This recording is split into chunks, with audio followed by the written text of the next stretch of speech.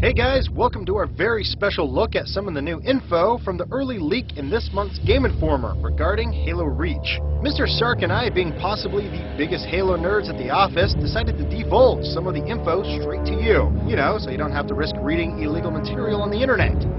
Hit it. First and foremost, the game will not will not follow the book Fall of Reach. This is a new story from an all-new perspective. In Halo Reach, you'll be taking control of a new character, a Spartan 3. That's right, not only are you not playing as the Master Chief, you aren't even from the same genetically modified gene pool. Spartan 3s were developed separately from the Master Chief's crew. They were cheaper to manufacture and therefore a lot more expendable. To find out more about those guys, check out the book Ghost of Onyx. Your squad will consist of 5 other Spartans, most of which are from the Spartan 3 program. From this trailer, we have identified the following. June 266, he's a sniper, in case you couldn't tell. Emil 239, also known as Scully. Kat, the first female Spartan we've met in a Halo game.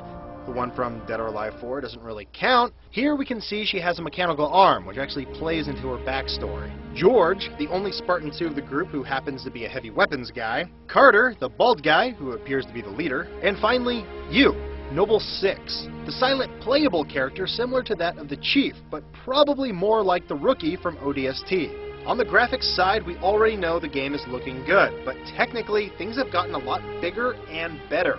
The new engine can rock over 40 AI on screen at one time, as opposed to Halo 3's 20. Not to mention, an additional 20 vehicles can be in the same area as well. Besides the new Falcon that we've already seen, civilian vehicles are also controllable. So remember those cars in Halo 2, 3, and ODST that you were technically bigger than? Drive them bitches. Speaking of AI, good news if you like your bad guys to speak their own alien language. The Covenant will finally be reverting to the Halo 1 days and speak only their native tongue. Another great addition is that of the Jackal Skirmishers. No longer just snipers or defensive shield types, Jackals will now swarm you in packs of 5, adding a whole new dynamic to an otherwise stale bad guy.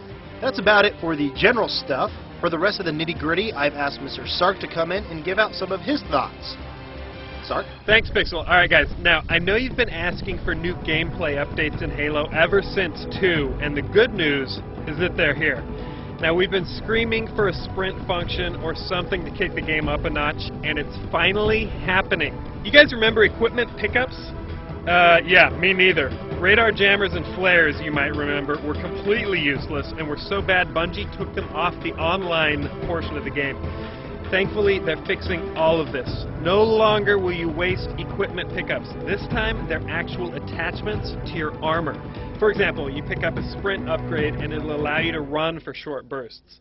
Likewise, if you want to use the cloak ability, you just swap that piece of equipment out and voila. Each of these upgrades have a recharge time so people can't overuse them online, and it's going to make things crazy. Another update that I'm happy to see is the return of the health packs. They worked well in ODST, and they're going to work here, I promise. Don't freak out. And on top of all that, your grenade load just got a whole lot simpler, okay? Spike grenades, flame bombs, gone. And that's good because, come on, you really only need a good frag and a plasma anyway, right? How often did you throw a flame bomb online? Never, because it would crash Xbox Live. Anyway, if any of you guys think different, you're a noob. That's right. You heard it right here. I'm Sark, and I'm always right. Of course, like any good sequel, we're going to see some new weapons. We've got the one-shot DMR sniper, some updates on old favorites, and even a new Needler rifle. That's going to be awesome. The Needler needs to get pimped. But guns blazing isn't your only option. Oh no, Spartan 3's got a FIVA, and the only cure is more knife. Yeah, that was bad. I can't do Christopher Walken, what can I say? But you know what, you can actually assassinate enemies if you stay hidden long enough to give them an Italian necktie. That's where you cut their neck and you pull their tongue out. I don't know if that's actually going to be in the game that detailed, but you get the idea. And finally, everything you MLG pros ever wanted is back. We're talking online, multiplayer, replays, Forge, even co-op for the single-player crowd. I mean, there's no doubt this is going to be a huge way for Bungie to say hasta luego to the Halo franchise. Well everyone, that's about it for our first look at the latest info on Halo Reach. I want to give a very special thanks to Mr. Sark for coming on, and thank you, the viewer, for watching. Hopefully you old school Inside Halo fans got a kick out of this. Be sure to follow us on Twitter, and we'll see you again next week. Later.